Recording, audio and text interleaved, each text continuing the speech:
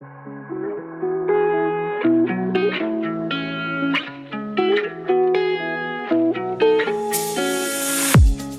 listening to an AINC original podcast. We believe you don't have to do life without a compass. Let us be your guide on this amazing journey. Welcome to Navigating Life with Vision Loss. Hello, everybody. Welcome to another episode of Navigating Life with Vision Loss. My name is Jonathan Price, the podcast and programming producer here, and I want to thank you so much for all of your donations for the Colorado Gives Day event happening so far. Your last day to get donations in is December 5th, so please get those donations in. Again, thank you so much. We're going to dive back into our interview with Penny Melville Brown, the blind baker, and her story is just incredible. And if you think last week's episode was awesome, wait until you hear some of the very interesting experiences she's had with chefs all around the world. All right, Kim, take it away. So, Penny, as you're traveling around the world and you're working with cordon bleu chefs, home chefs, Yep. How are they reacting to you as a blind person? Are they concerned you're going to chop your fingers Absolutely off? Absolutely terrified. You know, here am I, this blind person, whacking around with their stick, coming into their, highly professional, very sophisticated kitchens. And they were horrified. And you could feel, there was one in San Francisco who was a dear young man. And you could see that his boss had volunteered him to do this. And he'd offered me these really simple dishes to cook. Oh my goodness. A bit of chopped up fruit wrapped up in pastry. Just nonsense. So my job was actually just to chat to them and talk to them and get them to understand that I understood about cooking. I could do it too. I've been doing it probably longer than they had. I knew what I was doing. And with him, we discussed pastry, and he made his pie pastry, which is an Americanism, in one way. And I said, I think I'd make it this way. And, we compared our recipes and things like that. And he started to realize that I knew what I was doing. And I made my bit of chopped up fruit in a pastry case. Good Lord. Threw it in the oven. But what he then graduated me to make very complicated tulle biscuits. And those are ones where you put a little puddle on a piece of greaseproof paper or parchment paper on a baking tray. And I tell you, for a blind person, putting little puddles of something on a tray is one of the most difficult things to do. But I managed to do that too. So he was satisfied that I'd managed it. But throughout, with lots of these professional chefs, they were incredibly nervous. They were kind, but they had no idea that a blind person could do anything. When I was in China, and again I was with the head chefs. It was a big hotel. It had 3 or 4 restaurants, so I was cooking with each of them. And in their not their civilization, I think their professional community where they worked, and they were all Chinese, they had no exposure to visually impaired people at all. So they couldn't even understand how I could eat, never mind cook, and how was I ever going to travel? Right. Because people are kept away, they're kind of hidden. Well, actually they're not. No? Because we brought a couple of visually impaired Chinese women in to cook with us. Oh, okay. And they were super. In China, they do help visually impaired people, and they put them through school and they learn to read and write. They got Braille or whatever. And they train them to work.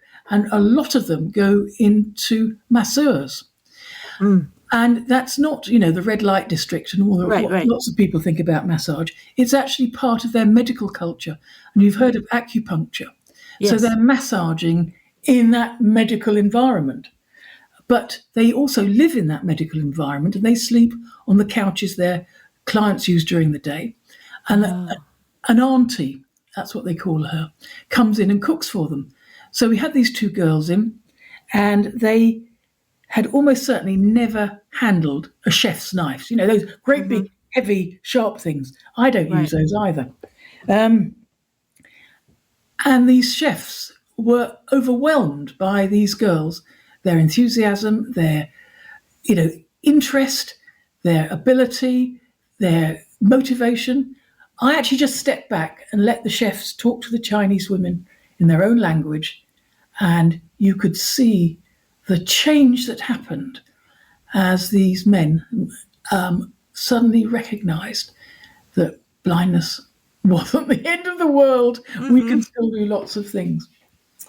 So throughout all of this, I was my nephew Toby came out to join up with me at various locations because he was taking videos for me. So I came back to the UK after it all with, just masses, about 150 odd videos, just all unedited.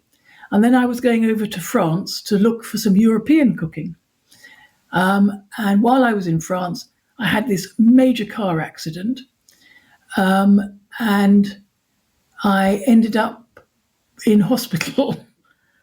So I'd been in this car crash, and I'd broken my C2 vertebra, which is the one right at the very top of your neck, under C1. And breaks there are sort of fatal, or you're not going to walk again, or you're going to be very, very lucky. And I'd also broken another lower vertebra, and then all my sternum, all down my front, and all the ribs on my left-hand side. And because I had so much internal damage as well, they couldn't perform surgery on me to repair this neck break. So they had to put me in a sort of fiberglass collar so that gradually my neck would be held up and it would fuse by itself. So they put me into a coma for 6 weeks. Oh my. And I was in intensive care for 2 months. And then I went into a rehabilitation hospital for another 3 months because I had to learn how to sit, how to stand, how to walk, and how to go upstairs. And it was quite challenging because, I'd forgotten, I was blind as well. And I was in France. So they spoke French. And did you at least get good French food? I don't know. I think food was the least of my interests at that time. But there was and with this neck brace, I couldn't really talk because it kept my mouth up like that. Oh, right. So trying to communicate was very difficult. And in the end, we had to do it. I had to write. I hadn't seen my handwriting for at least 20 years by then. So they gave me paper and I needed a pen. And this is the schoolgirl French. And I don't know whether you'll even understand it, but I asked for la plume de ma tante. You see, you don't understand it, do you? Older people might. So it was, can I have my aunt's quill pen? Plume, I was going to say a pen. Yes, yeah. It's the feather pen that people used to use back in, centuries ago. Anyway, they were wonderful. It was exceptional care. And I was really motivated to get better, get well. And I got back to the UK in 2018. And I spent the next few years recovering from this massive accident and really learning how to walk again and do all sorts of things. But I was still cooking. But you still had to do some additional adaptation. I know in your website you could reference the fact you'd been blind for so long you thought you knew about living with disabilities, and then after this crash you had other issues now on top of that. I did have other issues to deal with. And that was a huge struggle.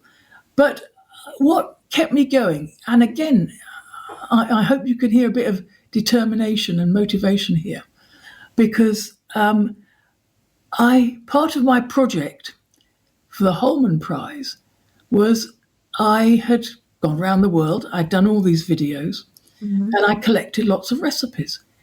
And I wanted to finish that in my head, in my mind. As far as they were concerned, it was done really. But I wanted to complete this for myself. So part of my therapy was writing the book of all my adventures with all the recipes in it, which is available in America via Amazon. Yes. But also I had all these 150 videos that needed to be edited and put on YouTube because I wanted other people to see what was possible. And that was a really key part of my recovery, to have this project that was very dear to my heart, that a lot of people had helped me with. People from all over the world had given me their support. And how could I just disappear and not, pay them back and say thank you by, writing up their recipes, featuring them in a YouTube video. So I really felt very determined to do that. So all that went on, and then we got pretty much into COVID. And one of the local visual impairment charities in the UK asked if I would do online cooking courses, cooking demonstrations, I think is fairer, for local visually impaired people. So we did it on Zoom, and about once a month I would be there and they could sat my laptop in the kitchen and I would cook something fairly straightforward to start with, how to make the simplest bread in the world in 25 minutes, to things that got increasingly elaborate. And so people would dial in and watch me do it, cook a lot. Most of them cooked along with me. So, I'd have somebody from, miles away cooking along and others from even further away, chatting to me, making sure, checking the recipe with me, telling me what theirs was getting too brown if they could see it. But they were all visually impaired people. So we were all cooking together so that we became a sort of team, a group of people, and they would swap recipes, swap ideas. And that's what I've been doing during COVID. And I've done some more since then. And that sort of just about brings me up to date, except for the latest accident, which is why I'm sitting here in an orthopedic chair, because I managed to fall down the stairs about 3 months ago. So I've got another vertebra fracture. And I'm living in my conservatory, looking out over the garden, if I could see it, in a hospital bed, which is just on the other side of the room. And I'm starting on my second book now, which is about living with disability. And I hope I've got some experience to share. Sorry. Maybe more than you'd counted on. Yes. Well, and I've watched a few of your videos because you've also been involved with the in the UK with the Talking Newspaper Federation. Oh, yes. Well, you remember I said that I'd had this accident? Yes. Just recently. The next day after I came out of hospital, I was supposed to be up at Coventry, where the National Talking Newspaper Federation were having their annual convention. And I was the keynote speaker. And I wasn't able to go because I was just about hanging on here, just having come out of hospital, sort of garbling at them. I hope I'm talking better to you than I did to them. But I had this audience of people in this theatre where I was supposed to be chatting. But yes, I've started to do some recipes that I'm doing audio recordings with them, so that people who perhaps have never cooked but have lost their sight, or people who used to cook and are not so confident anymore about being in the kitchen, can get back to cooking and making things, not just for themselves, not just to keep, some food on the table. But I think cooking is really important for rediscovering social interactions. So if you make some biscuits, you can give one to the postman or somebody else who does a delivery. You can take some round to some neighbours. You can invite people round to have a simple lunch with you. And you start having more social interaction than just listening to a microwave ping and pulling the cover off a ready meal. So that's part of my drive now. And I'm doing more talking to more groups of visually impaired people, and seeing if they are interested in being involved, doing more cooking together. Well, and that gets into nutrition and all kinds of things. It's just so much healthier. Yes, absolutely. We eat here, just fresh food. Now I might do batch cooking so that I can make lots of food that I can keep in the freezer, but I know what's gone into it from the start. And I do have somebody, when I'm doing a lot of cooking, I have somebody who comes in to help me. She happens to also look after the house for me. She's been with me for over 20 years now. So, one of the joys, don't forget, blind people, there are joys. And one of them is never vacuuming again, never dusting again, and never, ever doing the ironing again. Fabulous. So she comes in and does that sort of stuff for me. But she also helps me sometimes with cooking as well. So, as you mentioned, you had cooked for years. It sounded like even as a child you learned to cook. I know that's when I first started cooking and learning things. As you lost your vision and you continue to cook, obviously you've made adaptations. What are some of the most helpful tools that you have? I think the most important adaptive equipment I have is talking scales and a talking thermometer.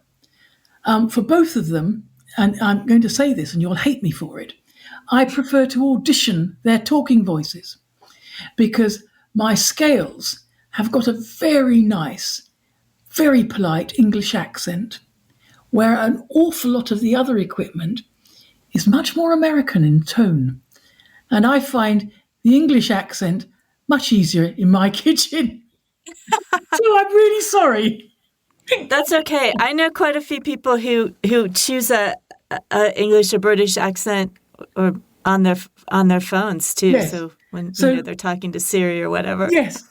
So I apologise for that, but I would always commend actually auditioning anything that talks for you, because different voices will have different clarity for you, and that's what I found. The talking thermometer I use if I'm cooking meat. So I know that, as a rule of thumb, I'm looking for meat to get to 70 degrees centigrade. But of course, you use Fahrenheit, and I've no idea how that works. That's all right. Folks can ask Siri or something. I also use it if I'm cooking bread, if I'm cooking cakes, nearly anything, because I know what temperature I want to reach, what is the correct temperature for what I'm doing. I'm also doing it, I can feel the cake or whatever. So I'm getting, that, how soft is it in the middle? How firm is it on the outside? All that sort of stuff.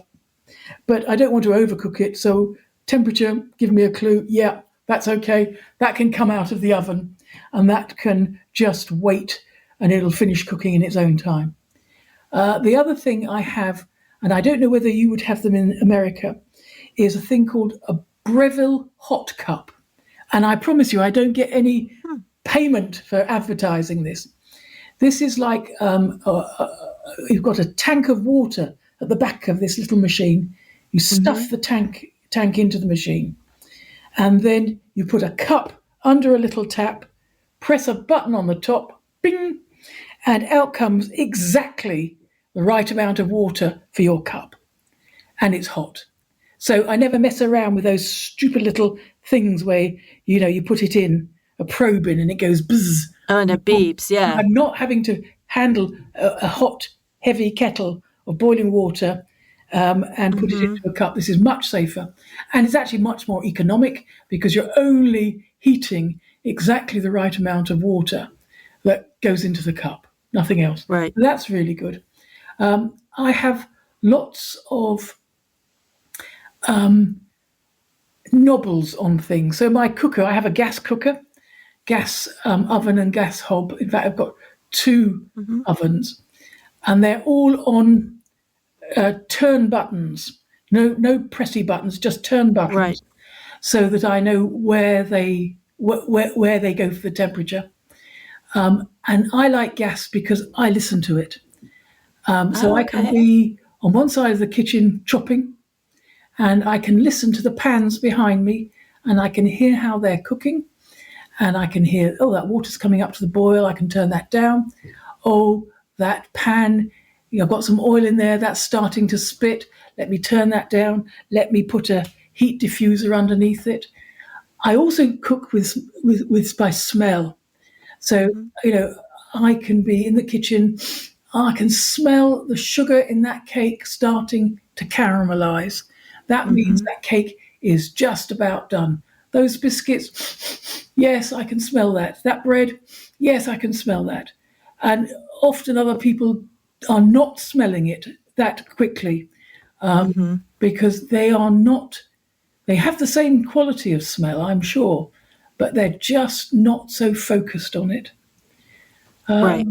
So I have lots of adaptations in how I arrange my kitchen. In my cupboards, certainly the under-counter cupboards, I don't have shelves. I have metal drawers, which are originally designed for pots and pans or vegetables or something. Right. But I can pull out a whole drawer, and so I don't have to scrabble around trying to things at the back of a cupboard. Everything comes out to me. And then I use lots of ice cream boxes.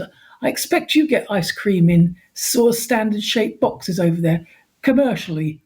And I have lots of those empty boxes, and I can fill those so I can stack things into my baskets so I can get more into them. And they also sort things. So I know that all the ramekins that size are in that box and they're in the back left, and the ramekins of another size are in that box and they're in back right. So it's really easy to find things because I find that I have to memorize the contents of every drawer, every cupboard throughout the whole house. And there must be hundreds of them. And really and truly, I think visually impaired people use their memory an enormous amount. That's probably good for your brain. It is. And can I tell you, these times in hospital, and when at the moment I've been on some pretty awful painkillers, and by goodness, they make my brain very muddled. And so it's very depressing when you're struggling with pain, you can't move, you want to recover your lifestyle, you can't see, and actually you're not remembering things very well either. So I've had to learn to accept all of this and just battle on, do the extra exercise that the physiotherapist wants me to do, take the medication, but start reducing it, start being more active, not give up. It would be really easy to give up and lay on the bed, listen to the radio and these talking books. But I've got too much more to do before I want to give in like that. Yeah. Yes. Well, one of the videos that I watched, so if folks want to find you, they can go to pennymelvillebrown.com or go to YouTube and see your videos. And one of them I watched was with two of the ladies from the Talking Newspaper Federation, and you are making homemade mincemeat. We've just done that. And which is like a very traditional, not so much maybe here. Like I know in my family, we don't have, mincemeat, mince pies at Christmas, but I know in England, and for English folks, that's very traditional. And I've only seen it. I'm here, if I go to the grocery store and there's a European section, there'll be some jar that says it's mincemeat, and it looks absolutely horrible. And so I've never been tempted to try it. And I know it doesn't, I knew it didn't have actually meat in it, No. which folks may not know if they've never looked into it. It's mostly fruit. But when I saw and heard you making this, I thought, I was kind of inspired. I thought I might have to make this. It sounded really, really good. All these fruits and sherry and brandy and nuts and all sorts of, and spices, of course, all sorts of good things. Well, mincemeat used to be made with meat, but this was, centuries ago. Mm-hmm. So now all it is, if you think of a big metal bowl, it needs to be an oven-proof bowl, and into that you put dried raisins, currants, sultanas, cherries, apricots, anything else you've got hanging around, nuts, so chopped almonds, Brazil nuts, juice of lemons, juice of oranges, lemon zest, orange zest. All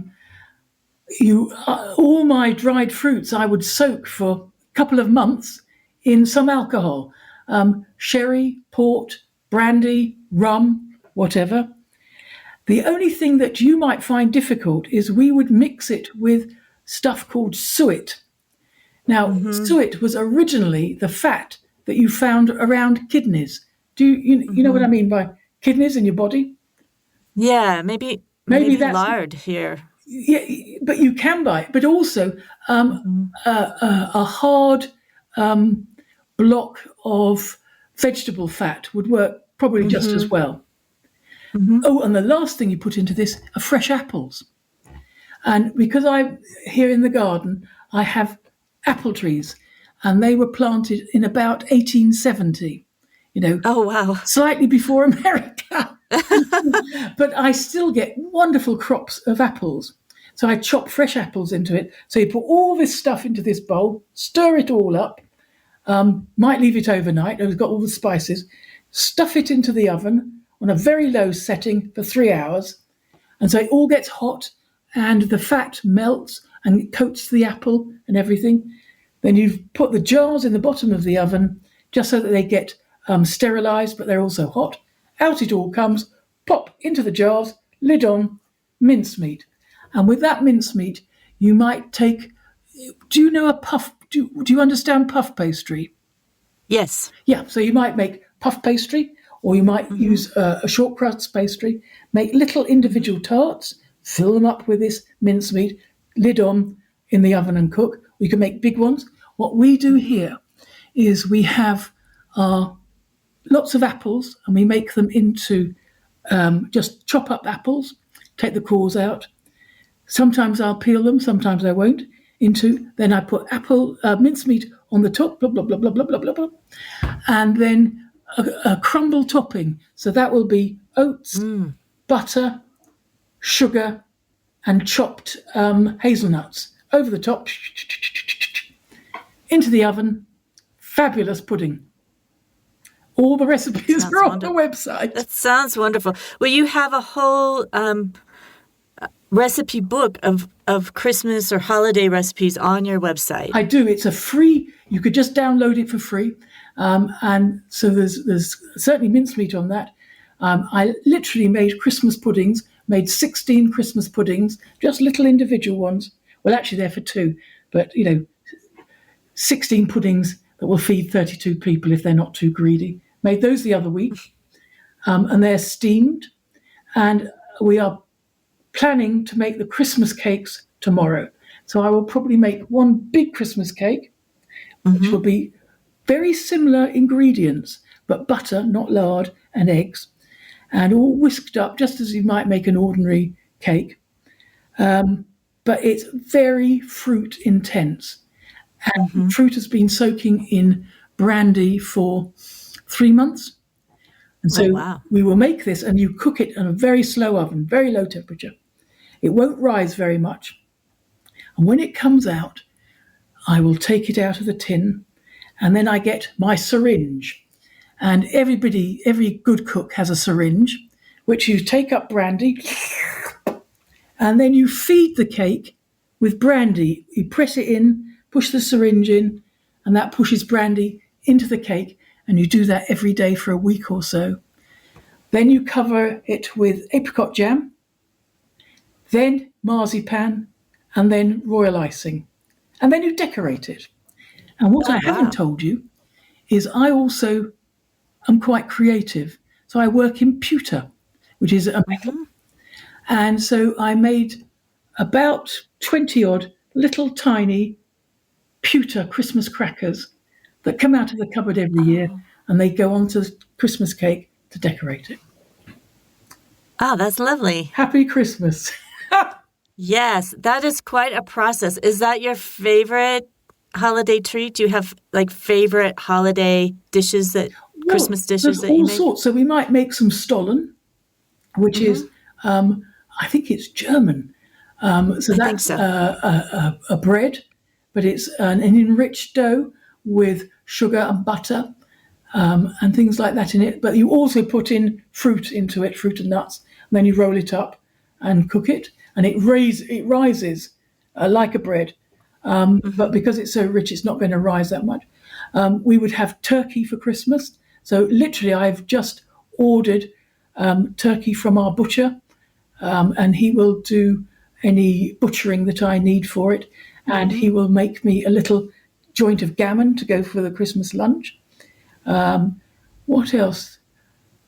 Christmas pudding would be the classic one to have that on Christmas Day after the Christmas lunch. We have sprouts. Do you know sprouts, Brussels sprouts? Brussels sprouts, yeah. Delicious. How do you cook them? Because so many people don't like them, but then when they're cooked in certain ways, people find that they do like them after all. Well, I think lots of people are thinking about the old types of Brussels sprouts, which were quite bitter. We're talking, decades ago. Now I just, you can slap them in the microwave, you can steam them, you can boil them, but just don't do it for too long because you want them to be crisp and just have that flavour. I'm getting a duck as well. And like chicken, I cook ducks and chicken extremely slowly. So I will brine them the day before. So they sit in the fridge overnight in cold water and salt. The next day they come out and just get rinsed off and dried. Put some herby butter under the skin. And then I put them in the oven on the very lowest temperature I can do it. And often that will be at 50 degrees centigrade, which would be extraordinarily low for you. And it will sit there for 3.5 hours.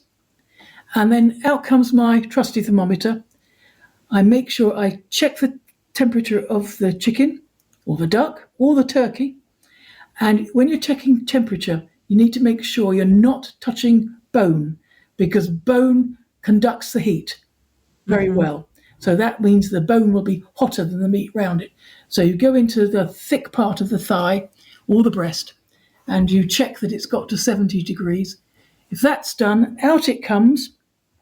Cover it with foil, kitchen foil, and then cover it with a proper towel because you want to keep it warm and let it rest for an hour.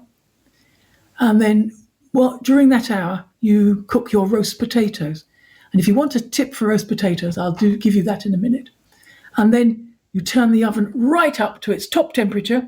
That would be gas mark 9 for me. And whack in the chicken or duck once you've taken off all the foil and the towel for 5 minutes. And that will caramelize the skin, crisp it, and you will have the moistest chicken you've ever had. Wow. Do it all the time. It's really successful. And it takes no time. The longest bit of it is making some brine, putting some butter under the skin, and wrapping it in foil later on. It's ridiculously simple. What I've found is that trying to cook a whole roast dinner on a morning when you've got guests or other things going on is pretty difficult. So I like to prepare all my vegetables the day before, and then I will store them in cold water with some salt in the fridge with lids on so that I can get them all out on the day, drain them off and steam them or however I'm going to cook them. The potatoes, I will parboil them. So they're peeled. I parboil them the day before. So that's put them in cold water, bit of salt, bring them up to the boil, give them 2-3 minutes boiling, take them off, drain them. And then I have a foil tray. About, it depends how greedy you are. Here I make lots of roast potatoes. So I've got a foil tray, perhaps 12 inches by 10 inches. And I use foil because it's easier to manage later on. I throw the drained potatoes in there, and then I'll add goose fat or oil or whatever you're using. And the important thing now is to turn those potatoes over, and they are a bit hot, so watch your fingers. But I always use using my fingers. Bit hot, turn them over, and that's stopping them getting any air at them. So the oil is sealing all over your potatoes. I put the cardboard lid on the top of the foil tray and lob it in the oven, in the fridge rather. And so it sits in the fridge overnight. And when that chicken or turkey or duck comes out of the oven, I turn it up to a much higher temperature, take my potatoes out of the fridge, take off the lid, whack them in the oven, and they'll cook for 45 minutes, might get turned over halfway through. And so there are the roast potatoes done, and then the chicken just needs to go back into a hot oven for 5 minutes. And there's the basis of my roast lunch done. It's done. Oh, well, it sounds like you're going to have a fantastic Christmas lunch. But the point is, it's something that, dare I say it, even a blind person can do. It's not difficult. It means that you're not slaving away on the day. You're not getting into a muddle. You're not getting confused. You can do it in stages that are all manageable, pre-prepared, and so that therefore you can enjoy the day yourself and not just be frazzled in the kitchen. In the kitchen, yeah. Well, I want to be sure we tell everybody once again, if they're looking for your recipes, or also I know on your website, it's not just cooking. You have disability dynamics tab, and so lots of other information on the site, pennymelvillebrown.com. So it's a very informative site, cooking and otherwise. Your book, A Cook's Tour, Baking Blind Goes Global, is available on Amazon. And am I correct? The Kindle version has links to the YouTube demonstrations? It does. So you can just click on them. If you're a Kindle user, just click on the link and it'll take you straight to the video. And you will be able to see me with the people I met all around the world. And they are all super. Yes, and I definitely would recommend looking at Penny on YouTube because the videos are so entertaining, and whether you're wanting to cook the recipe or not, they're very entertaining, and you meet such wonderful people. Well, Penny, any final thoughts for our listeners? Well, I wish you all a very Merry Christmas when it comes. I do suggest that if you've thought about mincemeat or proper English Christmas puddings or other things that we cook at Christmas, do go onto the website. There is, it's just a little simple, free, downloadable booklet with lots of things in there, from a sort of 25-minute, very simple bread to other things that you can make for Christmas presents or for your own family at Christmas, or just for you to be indulgent. Enjoy it. Thank you. Well, thank you so much for sharing all of your experiences and travels and challenges and successes with us. I know that our listeners will have enjoyed hearing from you, and I'm sure they've will have learned a lot and really been encouraged as well. Thank you all for listening to Navigating Life with Vision Loss. I just want to remind you, as in November, as we're getting towards the end of the year, that next year, instead of this program being brought to you by the Audio Information Network of Colorado, we will be changing our name to AfterSight, which is much easier to say and to remember. So that will be happening, and our podcast, AfterSight, will be changing its name to The Blind Chick. So, and it will still be hosted by Penn Street. So there's some things to look forward to in the new year. And as always, I hope that this program has helped you to navigate your life with vision loss.